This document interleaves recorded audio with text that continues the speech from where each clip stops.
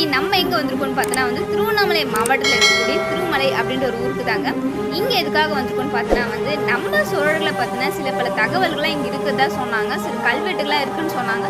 அதெல்லாமே பார்க்கலான்னு சொல்லி தான் வந்தோம். அங்கே வந்ததுக்கப்புறம் தான் தெரிஞ்சிச்சு இன்னொரு ஸ்பெஷாலிட்டி என்னன்னு பார்த்தோன்னா வந்து இங்கே இருக்கக்கூடிய சாமியானது வந்து ட்ரெஸ்ஸே இல்லாமல் இருக்கணும்.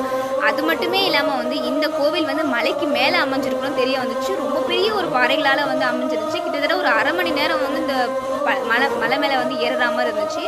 அதுக்கப்புறமேட்டுக்கு மேலே ஏறி பார்த்ததுக்கப்புறம் இதை சுற்றி இருக்க ஒவ்வொரு ஊரும் வந்து அவ்வளோ அழகாக இருந்துச்சு. ஃபோட்டோலாம் வந்து மேலே பார்க்கறதுக்கு. அதுக்கப்புறமேட்டுக்கு வந்து சாமிலாம் வந்து பார்த்தோம். நிறைய வந்து கூட்டமாக இருந்துச்சு. விசேஷ நாடத்தில் ரொம்பவே கூட்டமாக இருந்துச்சு. சாமிலாம் பார்த்து முடிச்சுட்டு சாமியெல்லாம் கும்பிட்டு முடிச்சுட்டு வந்து இதுக்கு மேலே வந்து இன்னொரு வந்து கோவில் இருக்குது, சாமியோட பாத அடிகள்லாம் இருக்குது அப்படின்னு சொல்லி சொன்னாங்க.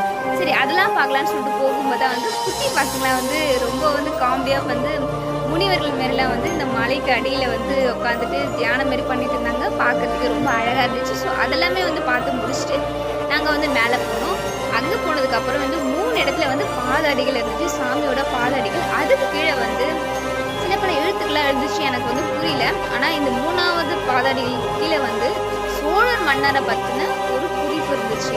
அதுக்கான அர்த்தம் எனக்கு தெரியல. ஆனால் அந்த சோழ மன்னருடைய பேர் வந்து தெளிவாக வந்து எழுதியிருந்தாங்க. ஸோ இதன் மூலயமா வந்து ஏன்னா இந்த கோவில் வந்து இந்த மலைகள் இருக்குல்லையா, நான் சொன்னது பெரிய மலைகள், இந்த பெரிய மலையிலேருந்து குடஞ்சி தான் வந்து இந்த சாமியோட உருவத்தையே வந்து வரைஞ்சிருக்காங்க. ஸோ இந்த கோவில் வந்து சோழ மன்னர்களால் வந்து கட்டப்பட்டிருக்கலாம் அப்படின்ற ஒரு கிளாரிஃபிகேஷன் வரலாம்.